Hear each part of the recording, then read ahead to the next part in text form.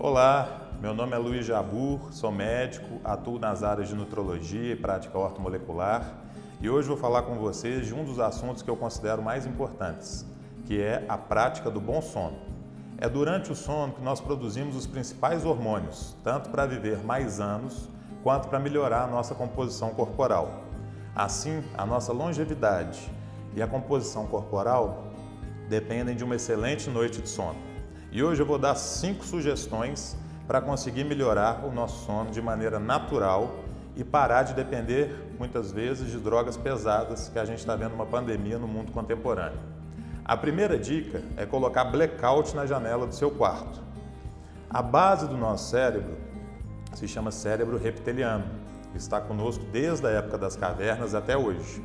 Na época das cavernas não existia iluminação artificial nenhuma. Então, um simples LED de um televisor já é o suficiente para mandar a seguinte informação para o nosso cérebro: você pode dormir, mas não pode entrar no seu estado de sono profundo. Então, se um LED já tem esse potencial, imagina a claridade entrando pela janela do seu quarto. Então, a primeira sugestão é colocar aquele blackout pesado, prateado, para bloquear totalmente a entrada da luz exterior no quarto. A segunda é, como eu falei agora, pegar uma fita isolante preta, dessa de passar em fio, e tampar todos os LEDs que tiver no seu quarto. Então, televisor, decodificador da NET, ar-condicionado split, telefone sem fio, umidificador de ar, tudo que tiver luz no quarto, a gente tem que deixar escuro. O padrão de escuridão ideal é a gente não conseguir enxergar a nossa mão a 1 palmo de distância quando for dormir. Então, você faz esse teste. Depois de ter adaptado a escuridão, você não pode conseguir enxergar a sua própria mão. É esse o padrão ideal, igualzinho na época das cavernas. A terceira dica de hoje é desligar o roteador. Muitas vezes os nossos roteadores não ficam nos nossos quartos, mas o sinal do Wi-Fi chega no quarto.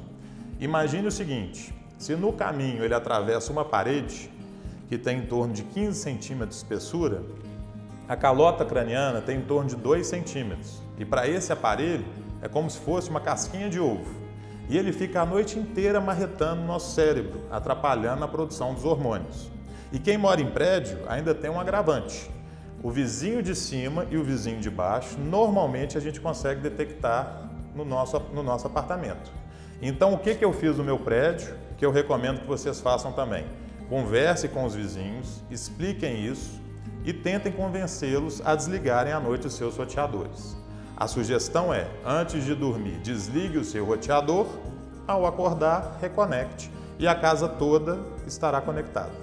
A quarta sugestão é manter o celular afastado, no mínimo 1 metro da cabeceira da sua cama.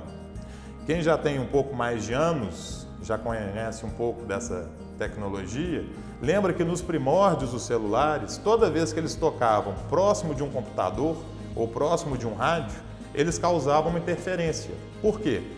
O celular funciona por triangulação de antenas.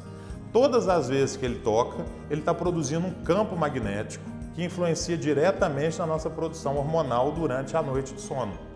Então, o ideal é você manter o seu celular afastado da sua cabeça. Eu conheço pessoas que vêm aqui no Instituto e dormem com o celular debaixo do travesseiro para, no momento em que ele despertar, não incomodar o companheiro ou a companheira ao lado. Isso é uma atrocidade para a sua saúde. Mantenha ele afastado, no mínimo 1 metro, ou, se for necessário ficar próximo, no modo avião. E a quinta dica de hoje é a seguinte: depois das 17h30, coloque no seu celular uma função, no caso da Apple, se chama Night Shift, e a Samsung tem uma função parecida. É uma função que bloqueia a luz azul do seu celular. Por quê?